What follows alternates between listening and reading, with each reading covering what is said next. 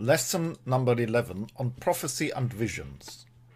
This lesson is brought to you by the Schola Aetii. It is given for free as a lesson to all who are interested in the Roman religion in general and paganism and polytheism in general. The title is a set on prophecy and vision, subtitled De Natura Ariolum, on the nature of the Seer of the gods. In today's lesson, I will write about one of the more controversial topics, the nature of the seer and of visions and messages sent by the gods, but also of omen and augury. Cicero has written 3 theological texts on the nature of the gods, on prophecy, and concerning fate. In these he explains first the various views which existed in his time, and on these questions, giving us an insight into different perspectives, and then gives us his own preferred view. There are also some religious writings in Plutarch's Moralia, which give us a lot of hints about the more spiritual views which existed in the time of the Roman Empire and the Roman world, though there are more strewn on many texts, and there is not the one text which you can read and get all the clues. For instance, you essentially have to read the entire biographies of Plutarch, because there are many tales of events where omens, augury, and dreams decided the course of action of the Roman people, and you find many such events written in his biographies. So before I go to the realm of my personal experience as a seer, let us look what the sources say. First, we can see now only through Plutarch's biographies, not only through Plutarch's biographies, but only through many biographical writings of the classical world, that omens, signs, visions and dreams guided the people of Rome to a great degree. There were both personal experiences of individuals as well as organized inquiries through formal institutions. The most formal was probably the Sibylline books, a series of texts written which were consulted by the state as what to do. We have, alas, no knowledge about the actual nature of this writing, as the books were lost already in early times to a fire. Were the Sibylline books maybe similar to the I Ching? We cannot know, but it is interesting enough that the Romans accepted a written book as source of even what the state itself should do, so we can say that such a practice is in accordance with the Roman religion. Even given that their destruction, new Sibylline books were ordered to be written, which were destroyed by Christians in later times. But we also have dreams and individual visions, like when a person of note had a dream, sometimes a temple was built, or an offering was committed, because in a dream a god had ordered so. Caesar's wife was warned of his death through a dream, but Caesar ignored the omen to his death. In his book De Divinatione, Cicero differs between natural and artificial forms of divination. Simply said, the natural ones are spontaneous. They are coming to man by the action of the gods, whereas the artificial ones are organized and systematic. And here man take action to ask the gods. Typical artificial forms were watching the behavior of birds, or reading entrails of sacrificial animals. In modern times it would be like reading the tarot cards or like casting the runes. Artificial is using a set of means of preset interpretation, and the initiative comes from men.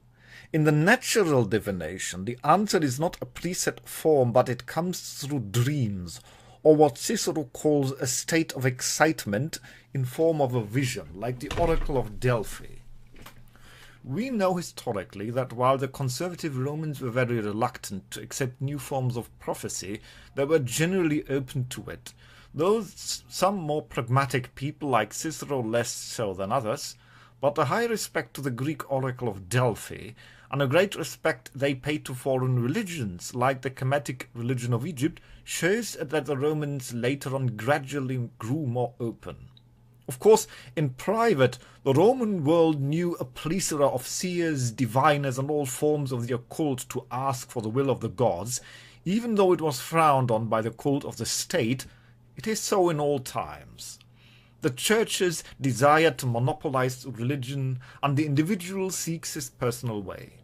We have to live with that conundrum of religion and make our way through, avoiding both the primitive superstition of soothsayers at every corner and the all too rigid and materialistic denial of prophecy in the interest to control religion by any authority.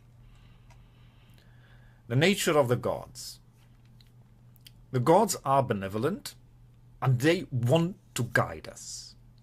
That view was the common sense in Rome, and it shall be a central guideline of the Schola Aetii just as well. The gods are also mysterious. No mortal man can entirely understand their will and their doing, so any form of prophecy and omens must be treated with the greatest care and humility.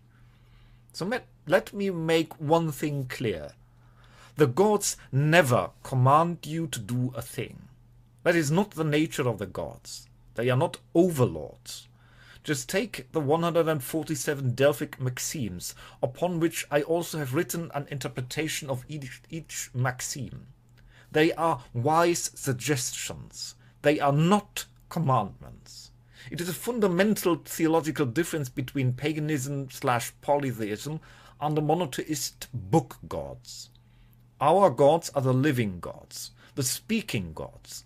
They guide us from day to day, from year to year, on and on, if only we open ourselves to their guidance. They do not command, and they do not put commandments into text. For look, if a god wills something absolute, he will make sure it happens, and he doesn't have to command. If something is your destiny, it will come to you. A god doesn't have to command you if something must happen. So giving commandments is actually a contradiction to the very idea of the divine. If you have choice, a god can advise and counsel, but if an event or development is ordained, the god doesn't waste his time to command you to the unavoidable. And let me speak on the nature of destiny here for a moment, and this is more my experience on what I have been revealed by Apollo. The gods never ordain anything without giving people a small door to escape. The gods always give people a chance to escape a destiny. For such is the mercy of the gods, that no matter how hard you may have failed or how vile you may have acted, there is never eternal doom, never an unavoidable condemnation. Even for the sinner, how much should then not the good person get a chance to avoid a destiny? Again, the gods are benevolent, and so they will never cast anything upon us without placing a sort of door to escape it. However, it may be a well-hidden door, a tiny door, or a door only open for a short period of time. This gives us also a good guideline to unmask crooks. If anyone tells you you are doomed without hope, if anyone tells you that this or that is the will of a god to commit a crime or atrocity, we know this is a crook and a liar. For the gods, being benevolent, would never say any such things. This is simple reason, and so it is not very difficult to see that such people pervert the name of seers and prophets. Now, of course, the gods can decide to bring retribution upon people who went a dark and evil way. But it is not a punishment in this sense, but as all things the doing of the gods, it is to teach us, to better us, so that we retreat from the false and wicked ways. Our gods, the Dei Consentes, the 12, are the gods of civilization, of the progress of humankind. So they will guide us so that we progress, to understand, to achieve wisdom, and to create ways to live with each other better and more harmonious. But the gods do not desire slaves who throw themselves into the dust or to overflow with zealotry, but they want calm and collected citizens, trusting the divine counsel and seeking to establish an order of fairness, justice, and peace. Augur and Ariolus. Now the problem we have is all of the artificial methods of divination were lost. We have neither about reading entrails nor bird flight any source that would inform us in a complete and coherent way. We have only a few sources, mostly in historic reports and biographies. But following the living gods means the gods will want to continue to guide us. Cicero had made that clear in many of his writings. The gods ever continue to guide. That is why oracles, omens and prophecy always continue and never end. I will hence introduce two different terms for the sake of practicality, the augur and the Ariolus. Both are essentially seers or diviners, but I will now limit the concept of the augur to one who limits himself to strictly traditional methods, whereas the Ariolus is a seer who embraces the methods of other backgrounds and learns to inquire the counsel of the gods from all sorts of sources. And I, as a seer of Apollo, am an Ariolus, not an augur. So in this way, we can leave the term of the augur to the traditionalists and take the term Ariolus to signify the reformist approach. I have said time and again that religion is something not set in stone. And since we live in the dilemma that we have to pick up something that was dropped about 1,600 years ago, and humankind has moved on since then, we are practically forced to the experiment, to try and error. Not all approaches will stand the test of time, while others may, and it means we have to try out methods of other pagan religions, and see if our gods are willing to accept these means to guide us. One reason also is that many of the classic means are mostly closed to us. We can't really read entrails anymore. Waiting for omens like lightning strike has become highly impractical, and even looking for bird flight is in our modern civilization a very challenging task. In the artificial way that I am therefore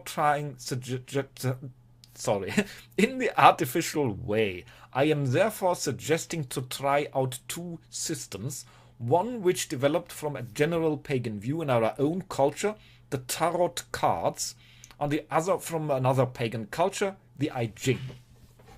Now it takes some amount of dedication. You can't just pull out the tarot card or the I Ching and ask Apollo or Zeus. You need to establish a good connection to the Roman god of your choice first, and that is a matter of years of prayer, meditation, and forming a link to your god. If you just toss out the cards or the I Ching coins, you will not get an answer from the gods. I say this also to our critics, who claim we do these things lightly, and just out of the blue introduce foreign elements into the cultus. No. It is only through long-term dedication that a seer can ask a god to accept such a source, and only one who went through years of training and interpreting either the tarot or the I Ching do we trust this person to be accepted as Ariolus of the gods. I have trained myself 25 years in each before I dared to ask the god to accept these to speak through. And that is why the Schola Aetii was founded so we can teach seers and priests, and the seers we teach shall be given the highest standards of care and respect, so as not to do any prophecy or guidance lightly. Here are a few rules to apply to the artificial method of the seer. 1. Remember the gods are benevolent. They do not doom us to unavoidable fate, but they want to guide each of us and not enslave or command us like some overlord. 2. The gods always speak in form of advice, of chances you can pick up, pathways which may help your development, but it is up to us to pick up that advice. 3. So a god will never say do this or do that. He will say you may be ready to undertake this task, or if you follow this pathway, it may lead you to this or that. 4. The gods almost always answer in ambivalent ways, riddles, hint, leaving it to the person asking to clue it out. 5. Even the best seer is just a human being. He is a medium through which the gods speak, but the mortal man who is seer has his personal issues like anyone. 6. Being a seer requires the constant self-searching, to clear your mind to be impartial, to disconnect yourself from extremes and prejudice. 7. Learn the background of the tool you use. Only the educated seer is the trusted seer. 8. As Ariolus, be respectful to the person who seeks counsel. Do not abuse your power. Give the message so they understand it well. 9. Do not ask the gods about trivialities which you can know by your own reason. Do not ask the gods for commandments, you will not receive such. 10. Do not repeat the same question unless a new situation arises. The gods foresee far, so a question should be repeated very seldom. 11. Do not test the gods by asking trick questions. The gods will not look favorably upon those who treat the oracle with disrespect. 12. If you ask the gods and constantly disregard their advice, do not expect them to answer you in the future. If you consult the gods, you must be sure to actually be willing to listen to them. And 13. Do not ask the gods too often. Remember, you are asking gods. Do not trivialize the oracles by asking them for any small issue and pester them constantly. The gods are the ultimate authority and should only be consulted in need. Natural forms. The natural forms of divination are of course by far the most difficult. They are basically two, the dreams and the vision in the exalted mindset. Each require the greatest care, for we have to be wary not to take any dream or any vision too quickly as the will of a god. Again, we have to consider the nature of the god and ask, is this truly in accordance with this god? In my experience, the vast majority of dreams and visions which I have received and which I accepted from others were personal advice. Like when a person I knew was wondering whether he should take the pathway to become sacerdos of a certain god.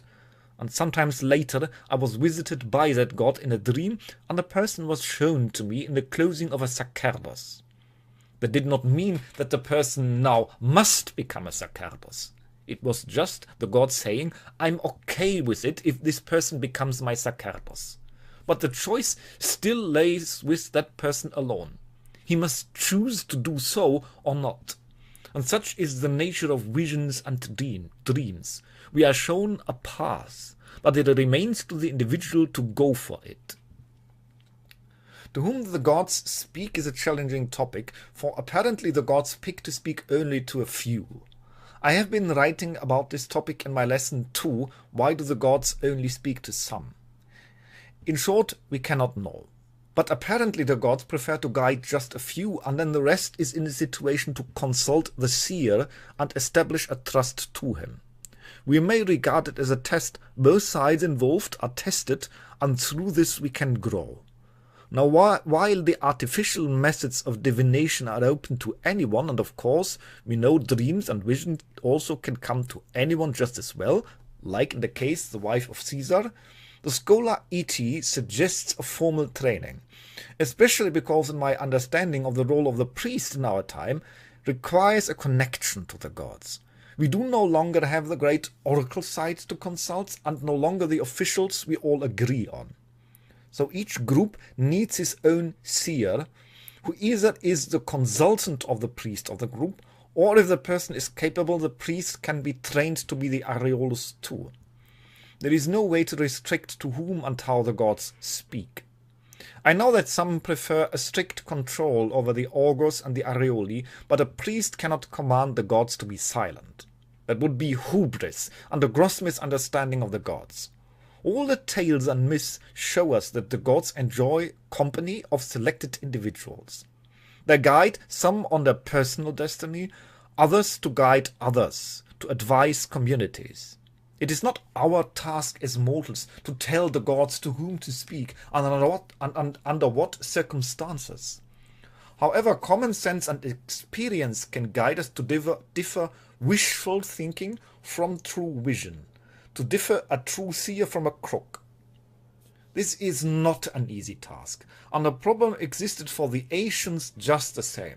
There is no simple way to avoid the problem, but limited it to quasi-state sanctioned and centralized augury alone would be contradictory to all we know how the gods work.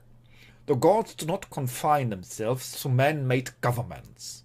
Still, whether you seek to divine just for yourself or become a seer for your community, the pathway is long and needs to be taken very serious. Both gods and men trust in you, and if you abuse that trust, expect calamity to come to you. The Ariolus or seer of a god needs to dedicate himself to his gods of choice, establish a connection to his gods through years of work, training, meditation and prayer. Now there are many guides how to achieve the skills of a seer. Lessons how to stare into water or a crystal ball, how to evoke spiritual dreams, or how to train yourself to get into exalted states of mind. And since there are plenty of guides and books on these topics, I shall not go into any technicality here. Just be aware, these things can be learned like any technique, but in the end, the gods have the final say if they speak to you or not. You can only make yourself ready. Being an Ariolus requires the greatest humility and constant vigilance. You need to explore and know your weaknesses, to know yourself well and be willing to look inside yourself. You need to train to let go preset ideas and nurture a kind of open-mindedness. It is to a large part unlearning and letting go, to be open to the will of the gods. In a way, you can say one has to nurture his feminine side to receive the presence of the god, and be warned, it is strenuous. The presence of a god is not an easy thing. Benevolent as they may be, their energy, if you will, is so powerful that being too often in the presence of a god is putting quite a strain on the human body. So if you fancy becoming an Ariolus out of dreams of power, forget it. Most seers will also have to deal with social reject, and it will put a strain on body and psyche. One of the psychological dangers is of course hubris, and I have more than one seer fall into this pitfall, developing a sense of power to be chosen above others. The Ariolus is a servant of the people, not a master, a guide on the roadside, not a commander. Gentleness, kindness and humility must be the hallmark of the seer. If you develop arrogance or hubris, trust me that the gods will not like such characteristic. They may still speak through you, but as hubris always does, it will call calamity upon you. Do not brush that off. While the gods are benevolent, they are not lightly with those who abuse the role of priest or seer, especially because these are offices of such high esteem and importance. They will punish the seer who abuses his trust by lying, or even if you constantly distort the vision and act towards others with the mindset of arrogance and self-importance. Ideally, an Ariolus is part of a group, a community which ground him or her. But I understand that this is not always possible in our time. So I give you this final advice: be respectful. Know you are to guide, to help, to nurture people, not to boss them around or make them do things. If you hold the task given to you as seer sacred by honoring the trust given, the life hereafter will be under the great blessing of the gods, whose servant and speaker you were chosen and educated to be. Your payment then shall be the love of the gods themselves. So refrain from all the power plays of man, of governments and organizations. Your duty, my fellow future seers, lies to all people and to the living gods who speak.